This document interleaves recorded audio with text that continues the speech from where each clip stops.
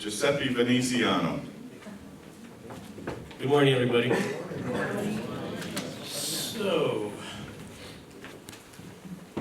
I believe it's been about five years or so that I've been going to Sacramento. And every time that we go to Sacramento, we always find something new about the legislators trying to pass the bill over to real estate property owners to flip the bill on certain things. So, when I went to Sacramento this year, there's a couple of cool things that we went through. I went to a few forums, committee meetings. One of them was the Forum of Forums, so they kind of they explain a little more about all the new forms, all the new revisions that are coming out, so we know ahead of time what forms are going to be changed throughout the year that pretty much change our industry and the way we do business. Another forum I went to was Realtor Risk Management. So, how many of you know that realtors is the second most dangerous profession in the industry? Do you know what first is? Police officers, yes.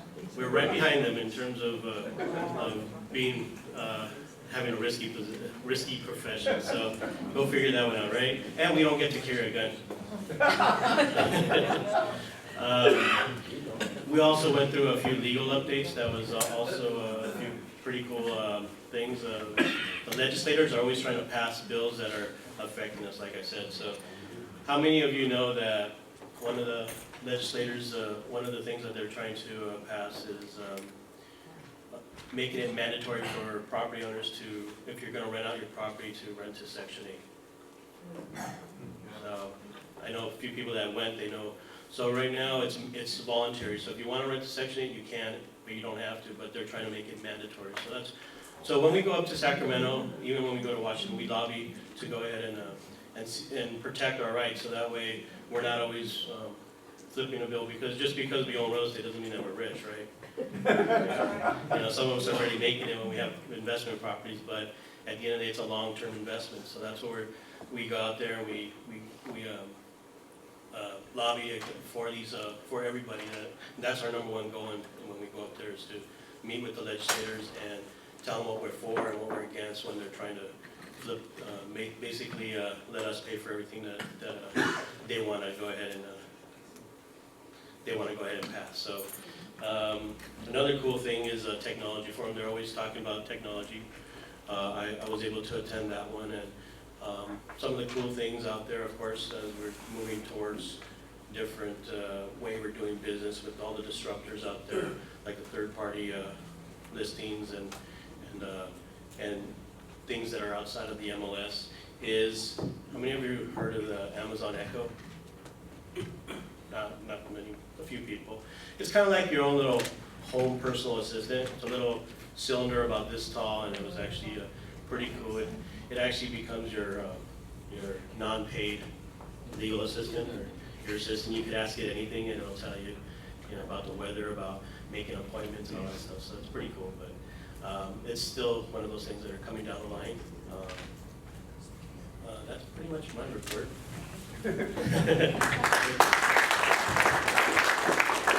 Thank you, Giuseppe.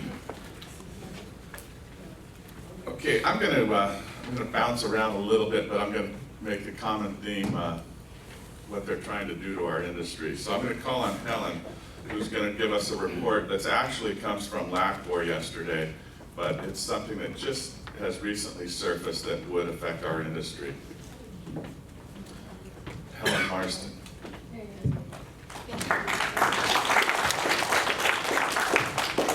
I went to LACBOR road meeting yesterday, and then just something coming up in our county. I think it's good to share with all of you. I'd like to give you a little background, so a little long, so not very long, so please bear with me.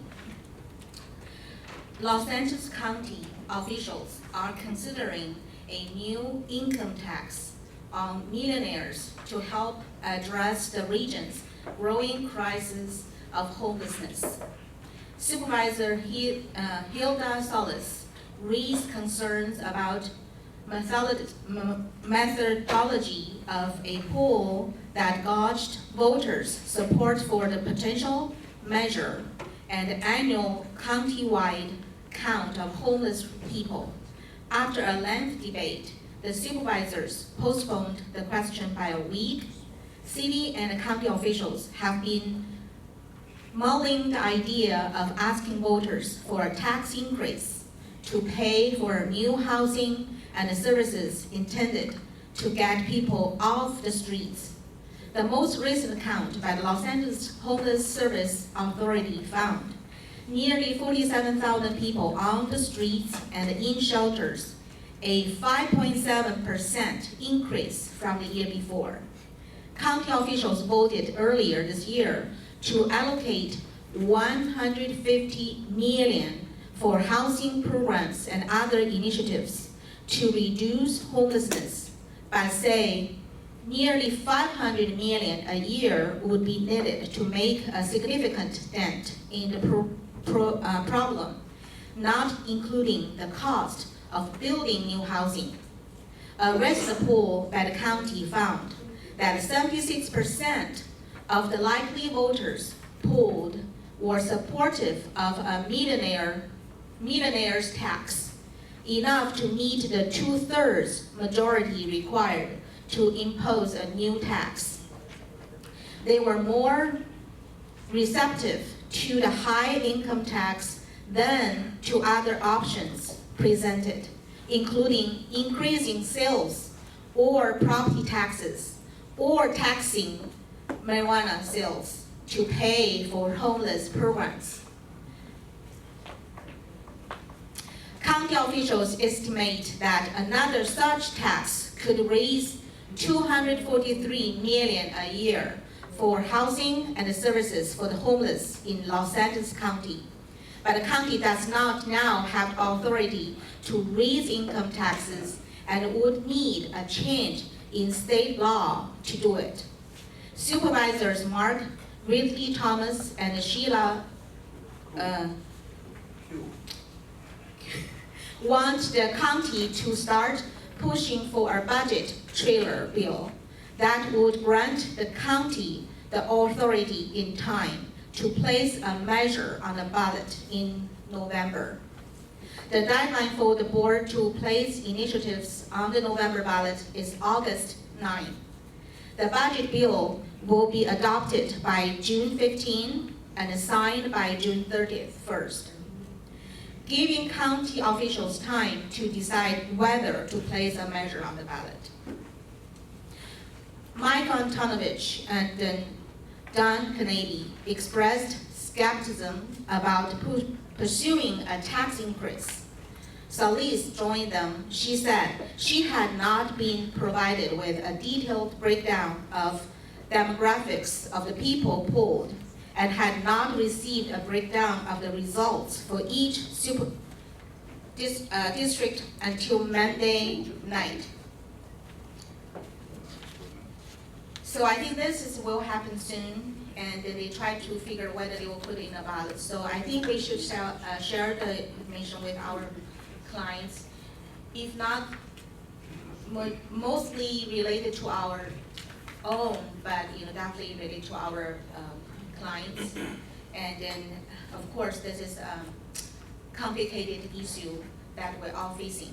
And definitely we do not want our homeless come to California, and we definitely do not want all the millionaires to run out of our state. So hope all of us will pay attention on this. And maybe I just share quickly about a few of the C.A.R. opposed items. So let people know that, what we paid for the political use for our industry really works. So all these, through the C.A.R., and we oppose some items that really benefit ourselves and our clients. A couple one. Okay. C.A.R. opposed SB 1000, which adds a environmental justice element to general plans. We also C.A.R. opposed the California Department of Water Resources recommendation mandating reports for irrigated landscapes in excess of 1 acre. and another 2 C.A.R. oppose. The SB 1340, which would require a permit for any installation, replacement, or expansion by 25% or more of automatic irrigation systems for residential landscapes of 10,000 square foot or greater. And the last one, C.A.R. opposed the California Department of Water Resources recommendation mandating adherence to water efficient landscape rules for major remodels if the project includes altering of landscape of more than 500 square foot or a building renovation value exceeding $200,000. I think this is that to share. Thank you.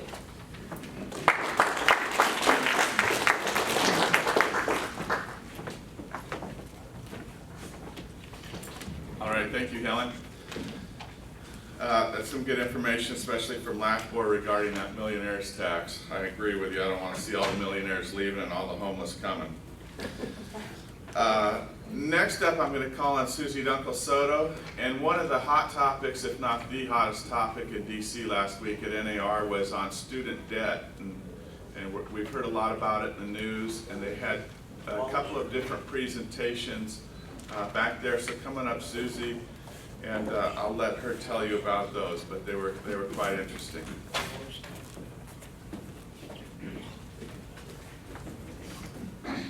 And I'm not going to say vote for Bernie in student debt. Nobody knows student loans. I'm not getting political up here on that one.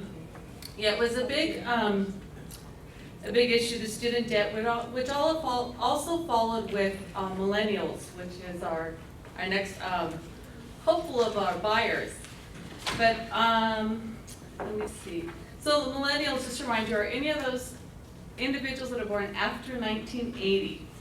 And a few facts, most first-time buyers are buying because they have a desire to settle down in one location, start a family, or get married.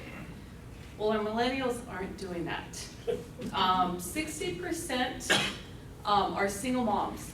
They want to have kids, but they don't want to make the commitment to get married. They're career focused, and a big part of that also is their student debt. Student debt is ridiculous. It's the highest reason. Their student debt, let's see if I put that down. Under 35 is 25,000, is an average, going up to over 100,000. That's right out of school, so they're like 20s already at that. Then it's their parents are taking on the debt for them, so as co-signers are helping them with down payments, that's not happening anymore either. So it's a big concern that we have, and the CFPB, Consumer Finance Protection Board, they're stressing that we talk to our clients now as they're talking to their children, and they're looking into whether they're buying a car, taking on any student debt, that they really understand what they're getting into. I'm guilty of that with my daughters going to college. It was like, sign here, sign here, sign here. They graduate, and it's like, oh crap, I owe another house. So, it's something to really, because it's going to affect our industry. And what's happening is there's more multi-generational families that are taking place. Either the parents are moving in with their kids, or the kids are moving in with the parents. So it's just not something we want to see going on. Let's see, what else did they talk about? So that was I was really surprised at the number of the single moms. And it's not that they're married and divorced, they're just deciding not to make that commitment. As I pressured my daughters this past weekend. They're hitting their that age that we need. So that was the focus on, those are the big meetings that I attended in NAR, that's big for our industry. At C.A.R., I'm chair of Education Advisory Committee, so I hear from throughout California and bringing that back here. One big focus that we talk about here and have made its way up was we're looking to build some leadership classes and programs. And that's not only to help us here in building it, but to help you as individuals in your business as well. So look forward to that coming up. We had some great years. You know, when you get involved, you can make a difference. It started with some conversations, it went up to leadership at C.A.R, President C.A.R, and it's looking something that we just had a little conversation to see that my voice can help make a difference and help all of you as well. So I really encourage, get involved, it does help you.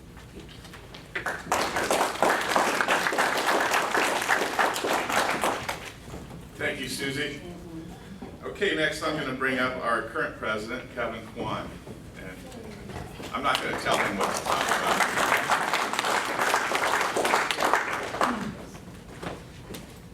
Good morning, everybody. Good morning, Kevin. How's everybody doing out there? Good.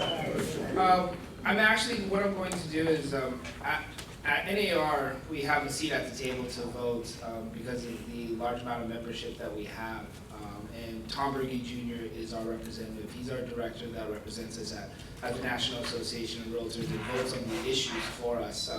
And he has a report. Unfortunately, he wasn't able to be here today because he had some travel arrangements on the East Coast that he takes care of after the meetings that he attended in Washington. So he did create a report for me. He sent it over, and I'm going to go over the key issues and the key items that were discussed at the Board of Directors table for the National Association of Realtors. Things that were passed that are going to affect us in threefold. Some could be at the association level, some at the multiple listing level, and then of course us as individual agents. So the first hot topic was on MLS policy. The National Association of Realtors Board of Directors approved to mandate that brokers obtain and grant licenses to MLS content. So what does this mean? Agents and brokers must make sure that they have the rights to the content they're entering into the MLS. So the key takeaways are listing brokers. You need to make sure that the information that you obtain, the rights to any of the content and the agents that enter into the MLS may be required to license that content to the MLS. The NAR Board of Directors approved the policy on 5/14, and this will take it into effect immediately. MLSs have 60 days to implement this process.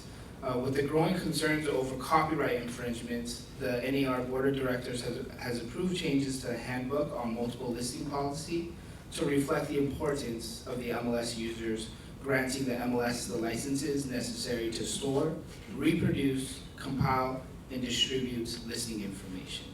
In addition, the NAR Board of Directors is taking steps to increase cooperation and information sharing between NAR and the Council of Multiple Listing Services, a professional trade organization for multiple listing services. On professional standards, so to improve on the code of ethics and the enforcements, the NAR Board of Directors voted the following changes to the standard of practice. Ensure accountability on the part of terminated or resigned respondents so they may not circumvent their obligations under the Realtor Code of Ethics by resigning or otherwise causing membership to terminate prior to ethics complaint being filed. So if there's an ethics complaint being filed against a realtor, they cannot just say, I am going to resign, I'm not gonna sell real estate anymore. Their obligations to the violations that they had would still remain in effect. Require ethics panels or ethics hearing panels to specify consequences for failures to comply with discipline imposed in ethics cases, thereby increasing the association's ethics enforcement capabilities. So it would give the associations more power in terms of what kind of ethics complaints and the consequences that they would have to face with some of these complaints. Protect the respondent's right to appeal, increase discipline imposed by an ethics panel hearing, provide complainants with additional time until adjournment of an ethics hearing to withdraw their complaint should they choose to do so, and then also expedite delivery of an ethics response reply to the complaint consistent with parallel provisions in the arbitration section, code of ethics, and arbitration manual. Student loan debt, I know Susie kind of talked about that. In response to the growing concerns over the impact of the student's debt and the ability to buy a home, the NAR Board of Directors adopted a policy that seeks to allow student borrowers to refinance their loans and stream income-based repayment programs. Additionally, NAR supports proposals that promote student loan simplification, clarity, and education. So NAR will take steps to ensure that mortgage underwriting guidelines related to student loan debt are standardized and do not impair home ownership. So what they're trying to do as well too on the student loan side, on the mortgage, for qualifying for mortgages, they want to create some type of policy where it would maybe take a different account to the student loan debts, because it's becoming such a large portion of not letting the younger generation purchase property because of such the great impact that it's having on them. A huge thing that is coming about, and you guys may see this, I know it's circulating around Facebook as well too, is a consumer advertising campaign. The NAR Board of Directors approved to continue the annual $35 special assessment for 3 years to fund the consumer advertising campaign. Results of a member survey conducted back in April show that 87% of realtors favor NAR's advertising program, and 88% of realtors would like to see more advertisements from NAR to promote real estate activity and advances. At the meeting in NAR, they brought out the new program with ABC sitcom The Modern Family. I don't know if you guys know The Modern Family out there. Ty Burrell is the actor who portrays, he's a real estate agent named Phil Dunphy. I don't know if you guys have seen the show, but if you look on Facebook, they've been releasing these videos about what is going to come out, and Phil Dunphy is going to be now our face of realtors. And there's a few episodes out there where they specifically talk about the importance of why you need an actual realtor. So look out for that. NAR conference in Orlando will be from November 4th to the 7th. Phil Dunphy will be there as well too, so make sure you guys attend that. It will be in Orlando. And lastly, RPAC, the Board of Directors approved to increase the RPAC fundraising goal from $4.77 to $6.36 per member, which would raise the yearly revenue up $24.5 million from the 2017 and 2018 cycle. So those are some of the important things that kind of came across during the meetings. A new president for the National Association of Realtors was elected. His name is John Smady from Minnesota, and it was a pretty tight race. It came down to about 29 votes. 29 votes. It was a pretty intense meeting. So next year, that will be our new 2017 president for the National Association of Realtors, and that's my report.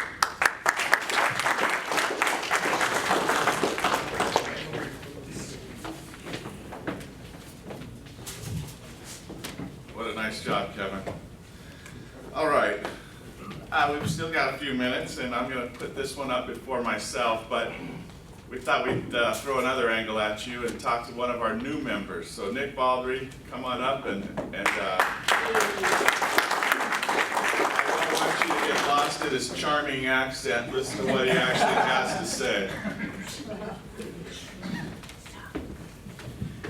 All right, thanks, Lee. You can get lost in my accent if you want, that's absolutely fine. But I do have one or two things to say as well. I know Lee opened by saying, you know the drill, where he stands up and asks us to take part in legislative activities. And I know the drill from the other side of the podium, where I'm sat at the back of the room, and thinking, one, what sort of a difference can I actually make? And two, trying to make myself as small as possible so no one notices and asks me to do anything. Now, up in Sacramento, I got a pretty good impression of what our legislative activities actually achieve. I mean, for a kickoff, does anyone know how many people were there? How many realtors were there on the day? Because it was about 2,500 of us. When 2,500 realtors show up, people take notice. In fact, Jerry Brown took notice and spoke to the whole conference hall full of us during the day. I mean, you know, when the governor of your state shows up to speak to realtors, you know you're starting to make an impact just by the force of numbers that are there. I know Ed Cham, our representative, took notice because our delegation, which was ourselves, Arcadia, PFAR, some of whom were late. I'm not saying we're better, I'm saying we're more punctual. Didn't think I would get that much for lunch. We didn't fit in his office. We had to stand in a courtyard and essentially surrounded him, not in an intimidating way, but surrounded him, putting across the issues that are affecting real estate at the moment. I mean, this is one day, it's a key day in the legislative calendar. Not everyone's going to have the time to go up to Sacramento, but you can still do small things. I mean, I feel like I need to remind you guys, you talk to homeowners every single day. You know what issues are affecting homeowners, and I'm not necessarily talking about nationally or on a state level, but even locally as well. You know, whether it's an issue with trash collection or, you know, the taxes that Blackboard are bringing up. You're acutely aware of what's impacting not only our industry, but our clients as well. And if you see an issue, write a letter to a city councilman, stand up at a meeting, just, you know, do something, because you can actually make a difference as an individual, just bringing it back to where I started. You know, it doesn't have to be on a national scale. Even on a very local scale, it will impact our clients and it will impact our industry in a positive way if we stand up and do our best to make a difference. Very good.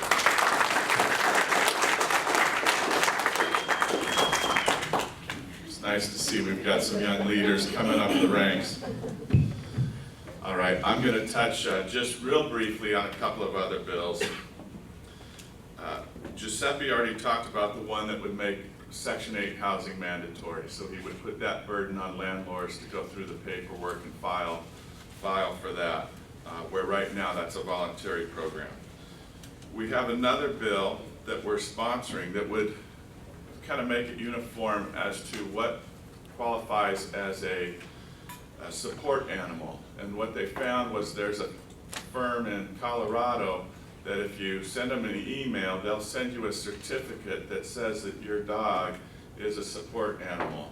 And once that's established, then you can no longer decline that applicant for residency based on their dog. So we're trying to define that. We're trying to say that you need a medical doctor who's licensed in California. Another one is, and you've probably heard about this one before, but does everybody know what Prop 60, Prop 90 is? So if you're 55 years old, you can take your property tax basis on your current house, and if you buy something that's smaller, then you could take that base with you. And what this would do is it would allow you to buy something that's larger or more valuable, but you would get the basis. So let's say your home is $500,000, but you buy a $600,000 condo at the beach. So you are kind of downsizing, but you're spending more money. So this would allow you to keep the $500,000 basis, property tax basis from your previous home, and then only charge you the $100,000 on the new portion. And there, I had 24 pages of bills. So if you hear of anything, you have questions about anything, please don't hesitate to ask me. And then the last thing I'm going to end on is, can I get a quick show of hands of who lives in San Gabriel? Okay, so we have some good turnout. Okay, San Gabriel issued a building moratorium a couple of months ago, and it's going to be resurfacing. We are trying to get a seat at the table. We've got at least one council member that is receptive, and we will be meeting with her at the Hilton in San Gabriel. And so we're going to try and lobby a little bit behind the scenes, but there may come a time where we need to turn out at City Hall.